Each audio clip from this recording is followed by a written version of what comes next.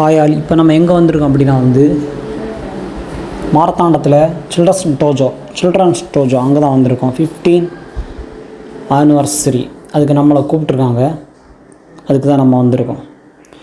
So பக்கத்தில் எனக்கு ஒரு மாஸ்டர் வாரது வரைக்கும், ராபின் மாஸ்டர் வாரது வரைக்கும் வெயிட்டிங்.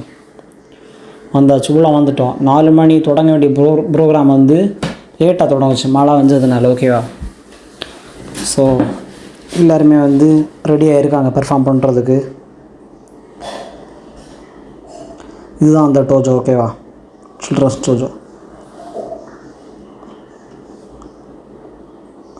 டோஜோ நல்லா தான் இருக்குது. ஸோ இதுதான் ராபின் மாஸ்டர் பக்கத்தில் இருக்கிறது.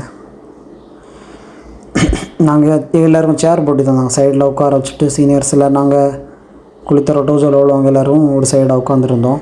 ஸோ பிள்ளைகளை லைனப் பண்ணி விட்ருக்காங்க. மாஸ்டரை வெல்கம் பண்ணுறதுக்கு அந்த சரௌண்டிங். மாஸ்டர் வரும்போது வெல்கம் பண்ணுவோம், 2 சைட்லேயும் மாஸ்டரை பார்த்து ஓஷ் பண்ணிவிட்டு மாஸ்டரை வெல்கம் பண்ணுறது நிற்கிறாங்க. அப்புறம் குத்து விளக்கெல்லாம் ஏற்றி ஸ்டார்ட் பண்ணிட்டாங்க. ஸ்டார்ட் பண்ணி அதுக்கப்புறம் இந்த பரதநாட்டியம் அது கொஞ்சம் நடந்துகிட்டு இருந்துச்சு.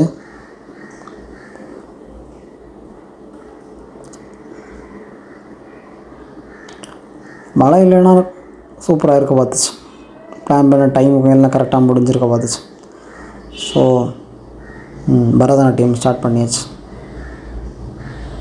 இது ஃபுல்லாக வீடியோ எடுக்கும், ஏன்னா மொபைலில் சார்ஜ் கம்மியானதுனால ஒழுங்காக வீடியோ எடுக்க முடியல. அப்புறம் இருந்தாலும் ஓரளவுக்கு எடுத்துருக்கேன். எல்லாம் கொஞ்சம் தான் வரும். ஓகேவா? அந்த சவுண்டு நான் யூடியூப்பில் போடலைன்னா அது காப்பிரைட் காட்டும். அதனால் அந்த சவுண்டை நமக்கு போட முடியாது. அதனால தான் சவுண்டை கட் பண்ணிவிட்டு வாய்ஸ் ரெக்கார்டு கொடுத்துட்ருக்கோம். ஸோ முடிஞ்சுட்டு அதுக்கப்புறம் ப்ரைஸ் எல்லாம் அடுக்கி வச்சுட்டு சீனியர்ஸ், மாஸ்டர்ஸ், அப்புறம் சீஃப் கெஸ்ட் எல்லாம் அங்கே உட்கார வச்சுட்டாங்க. அப்புறம் நாங்கள் சைடில் உட்காந்துருந்தோம். அப்புறம் வேறு வழியில் நம்ம தார்பாலெல்லாம் போட்டு மக்களை இருக்க வச்சுட்டாங்க டோஜோவில். இன்னும் கொஞ்சம் நேரத்தில் லால் மாஸ்டர் இந்த மைக்கில் கொஞ்சம் பேசுவாங்க. இந்த ஸ்டைல் எப்படி உருவாச்சு அப்படிங்கிறத பற்றி கொஞ்சம் தெளிவாக விளக்கமாக பேசுவாங்க. அது ஒரு 6 minutes கிட்ட வரும்.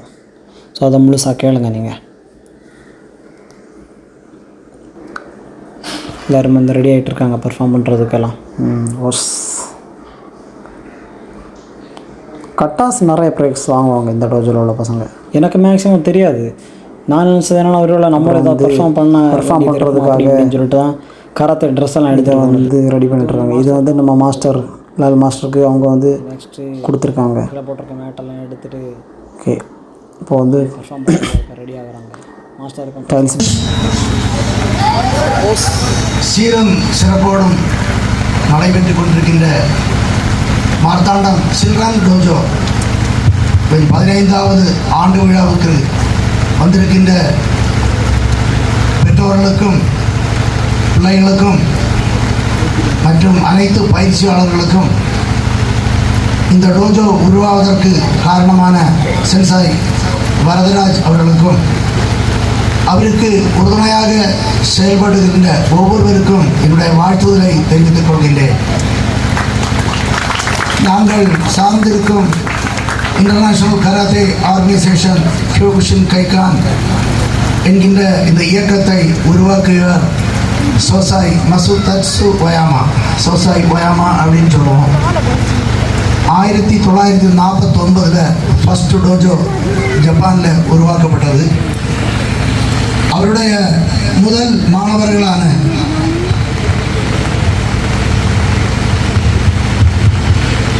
அமெரிக்காவைச் சேர்ந்த ஷிகான் பாபிலோ, ஜப்பானைச் சேர்ந்த ஷிகான் ரோயாமா, ஆப்பிரிக்கா நாட்டைச் சேர்ந்த ஷிகான் கென்னி, சிங்கப்பூரை சேர்ந்த ஷிகான் பிரிச்சாம், ஜப்பானை சேர்ந்த ஷிகான் கோடா, பிரசீலை சேர்ந்த ஷிகான் ஐசோபி, கனடாவை சேர்ந்த ஷிகான் ஸ்டுவர்ட் ஆகிய இவர்களை கொண்டு ஃபர்ஸ்ட் டோஜோ உருவாக்கப்பட்டது. பயிற்சி கொடுத்து 1-2 வருஷங்களிலே பல்வேறு நாடுகளுக்கு சென்று புதிய டோஜோக்களை உருவாக்கி 5-6 வருடங்களுக்கு உள்ளாக 12 மில்லியன் மாணவர்களை உறுப்பினராக இந்த இயக்கத்தில் சேர்த்து கொண்டார்கள். 1964 இந்த இயக்கத்தை இன்டர்நேஷனல் கராத்தே அமைப்பாக உருவாக்கினார்கள். அதிலிருந்து 4 வருஷத்துக்கு ஒரு முறை உலகப் போட்டிகள், 2 வருஷத்துக்கு ஒரு முறை ஆசிய போட்டிகள், யூரோப்பியன் போட்டிகள், எல்லா வருஷமும் இல்லாவிட்டால் 2 வருஷத்துக்கு ஒரு முறை தேசிய போட்டிகள் கண்டிப்பாக நடத்த வேண்டும் என்கின்ற சில எண்ணங்களோடு திரும்பவும் இந்த இயக்கத்தை மிகவும் சிறப்பாக சோசாய் ஒயாமா அவர்கள் நடத்தி வந்தார்கள். 5 உலகப் போட்டிகள் நடத்தப்பட்டது. 5வது உலகப் போட்டி நடத்தி முடிந்து ஏப்ரல் 26ஆம் தேதி 1994 ஏப்ரல் 26ஆம் தேதி சோசாய் மாஸ் ஒயாமா அவர்கள் இறந்து விட்டார்கள். லங் கேன்சர் என்ற நோய் பிடிபட்டு அவர்கள் இறந்து விட்டார்கள். அதன் பிறகு அடுத்தது யாரை தலைவராக கொண்டு வர வேண்டும் என்கிற முடிவிற்காக உலக அமைப்பு கூட்டப்பட்டது. சோசாய் ஒயாமா அவர்களுடைய டயரியில் என்னுடைய காலத்துக்கு பிறகு காஞ்சோ மட்சி அவர்கள் இதன் தலைவராக பொறுப்பேற்றுக் கொண்டால் இன்னும் 40-50 வருஷம் நம்முடைய ஸ்டைல் உலகத்திலே தலை சிறந்த ஸ்டைலாக உருவாக்கப்படும் என்று ஒரு எண்ணம் அவருடைய டயரியில் அவர் எழுதியிருந்தார். அதை வைத்து சீனியர்ஸாக இருந்தாலும் மற்ற உறுப்பினர்கள் ப்ரப்போஸ் பண்ணி காஞ்சோ மட்சியை தலைவராக அறிவித்து இன்டர்நேஷனல் கமிட்டியின் உப தலைவர்களாக மற்ற தலைவர்கள் அனைவரும் செயல்பட்டு கொண்டிருக்கிறார்கள். ஷிகான் பாபிலோ அமெரிக்கா அவை சிறப்பாக நடத்தி கொண்டிருந்தவர். அவரும் கால சென்ற பின்பு ஷிகான் கோராய் என்பவருக்கு சார்ஜ் கொடுக்கப்பட்டது. சோசாய் ஒயாமாவுடைய மரணத்திற்கு பிறகு பல்வேறு பிரச்சனைகளால் இந்த அமைப்பு 2-3 பிரிவுகளாக உடைந்து போனது. Shin Kyokushin, Kyokushin Kan, World Kyokushin union, Kyokushin Kan, இப்படி 4-5 குரூப்புகளாக சிதறியது. இருந்தாலும் அதன் தலைமை அமைப்பான international karate organisation Kyokushin Kaikan Kancho Matsui அவருடைய தலைமையில் மிகவும் சிறப்பாக நடைபெற்றுக் கொண்டிருக்கின்றது. எல்லா வருஷமும் ஏப்ரலில் இன்டர்நேஷனல் ஃப்ரெண்ட்ஷிப் டூர்னமெண்ட் என்று ஒன்றை நடத்துகிறார்கள். அந்த போட்டி நடத்துவதற்கு முன்பு சோசாய் மாஸ் ஒயாமாவுடைய நினைவு நாளை கொண்டாடிவிட்டு தான் அடுத்த ஒவ்வொரு ப்ரோக்ராமும் நடத்துகின்றார்கள். இந்த வருஷமும் அந்த டூர்னமெண்ட்டுக்காக வந்திருந்த மாணவர்கள் 2734 பேர் பல்வேறு டிவிஷன்களாக 10 கோர்ட் 20 கோர்ட் போட்டு அந்த ஜட்ஜஸ் டீமை வைத்து 9 மணிக்கு தொடங்கின ப்ரோக்ராம்ஸ் 4 மணிக்கு முடித்து விடுவார்கள். 5 மணிக்கு ப்ரைஸ் டிஸ்ட்ரிபியூஷனோட முடித்து விடுவார்கள். அவ்வளோ பர்ஃபெக்டாக அந்த ப்ரோக்ராம்ஸ் ஒவ்வொன்றும் நடைபெறும். அதற்கு பிறகு இன்டென்சிவ் கோர்ஸ் ட்ரைனிங் என்று ஒன்று உருவாக்கி இருக்கிறார்கள்.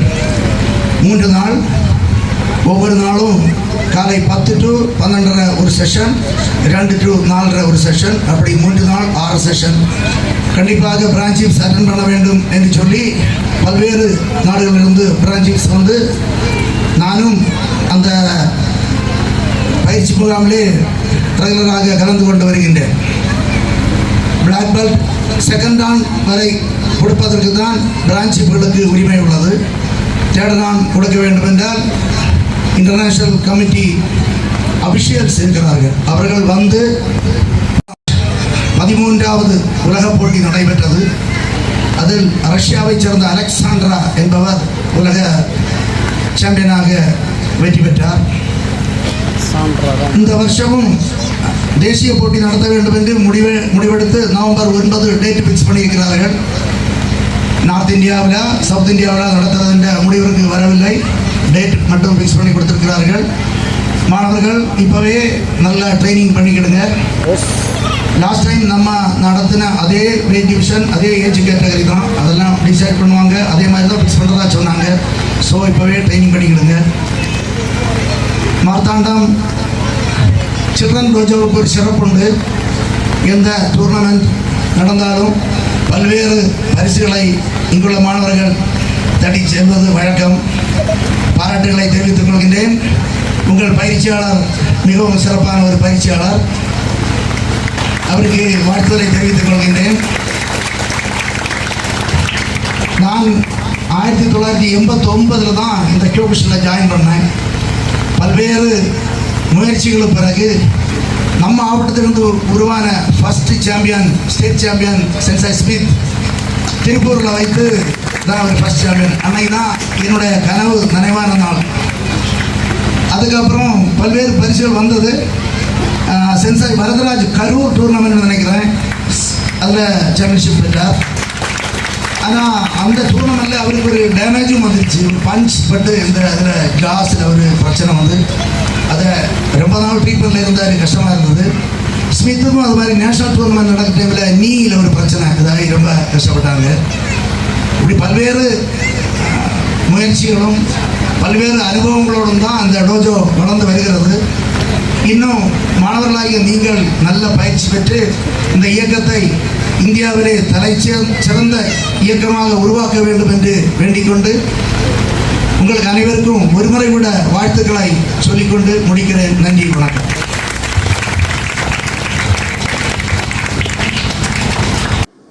இது வந்து ஜூனியர்ஸ் வந்து எல்லோரும் முன்னாடி வந்து லைட்டாக பர்ஃபார்ம் பண்ணி காட்டுறாங்க. இது இவங்க பேரண்ட்ஸ் எல்லாம் வந்திருப்பாங்க. அப்போ அவங்களுக்கு வந்து இது பார்த்தாச்சுன்னா ஒரு இதாக இருக்கும்ல, நல்லா இருக்கும்னு சொல்லிட்டு அவங்களுக்காக இது பண்ணிகிட்ருக்காங்க, ப்ராக்டிஸ் பண்ணிகிட்ருக்காங்க.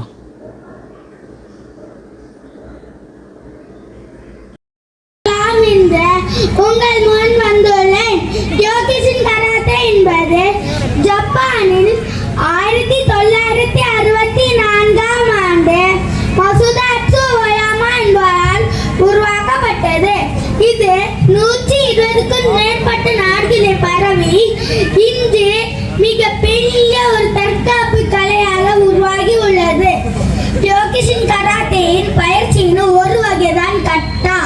நான் இப்போது சில கட்டாயின் பெயர் மற்றும் விளக்கத்தை கூற போகிறேன். ஓடு உடைக்கிறது, அப்புறம் வந்து குமித்தே, அதில் டெக்னிக்ஸ் நிறைய டெக்னிக்ஸ்லாம் நடந்துச்சு. ஸோ என்னால் வீடியோ எடுக்க முடியல, ஏன்னா மொபைலில் சார்ஜ் கம்மியானதுனால. இது என்னோடய ஃபேவரட் சாங், முர்ராக்கா மட்ராக்கா அந்த சாங். ஸோ நல்லா இருந்துச்சு, நல்லா டைம் பாஸ் ஆச்சு அங்கே இருந்திருந்து. இந்த மாதிரி டான்ஸ் எல்லாம் பார்க்கும்போது நிறைய ப்ரோக்ராம்கள் நடந்துச்சு. இது இத்தனையும் எல்லாமே கராத்தே படிக்கிற பசங்க தான். இது வந்து சீனியர்ஸ் வந்து பண்ணுறாங்க. க்ரீன், ப்ரௌன் அண்ட் பிளாக் நல்லா பர்ஃபார்ம் பண்ணுறாங்க. ஸோ அந்த சவுண்டு கூட அவங்க மைக்கில் வந்து இது பண்ணி ஃபிட் பண்ணி வச்சதுனால வந்து அதை நம்ம அப்படியே போடும்போது காப்பிரைட் காட்டும் யூடியூப்பில், ஓகேவா? ஸோ அதனால் அப்படி விட்டுட்டேன். இதுவும் சேம் சாங் தான். அப்புறம் வந்து இது வந்து வெளியே எங்கேயோ படித்த ஒரு சிலம்பம் படித்த ஒரு பையன், அந்த பையனை இங்கே வச்சு சரி ஒரு திறமையாக இருக்கட்டும்னு சொல்லிட்டு தான் இப்படி பண்ண வைக்காங்கன்னு நினைக்கிறேன்.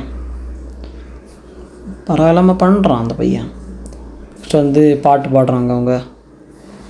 டோஜோவில் உள்ள பிள்ளைகள் தான் எல்லாமே, அந்த டோஜோவில் உள்ள பிள்ளைகள் தான். நெக்ஸ்ட் வந்து பாட்டு டான்ஸும் இருந்துச்சு. ஸோ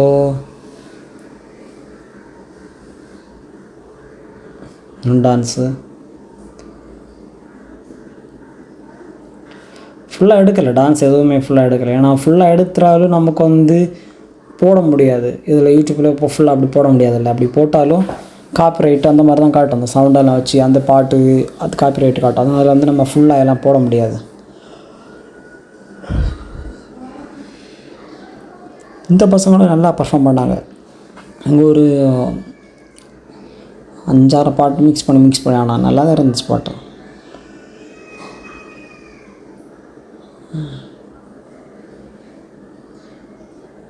கடைசியில் சாப்பாடு இறுதியில் மாஸ்டர் சொல்லிட்டாங்க சாப்பிட்டுட்டு தான் போகணும்னு சொல்லிட்டு. சரி வந்தாச்சு, சாப்பிட்டு போவோம். சுபாஷ் அண்ணன் ஸ்டேட்டில் வந்து ப்ரைஸ் அடிச்சிருக்காங்க. அவங்க ஸ்டேட்டில் ஃபஸ்ட்டு அடித்தாங்கன்னு நினைக்கிறேன். ஆமாம், ஃபஸ்ட்டுன்னு அடிச்சிட்டாங்க.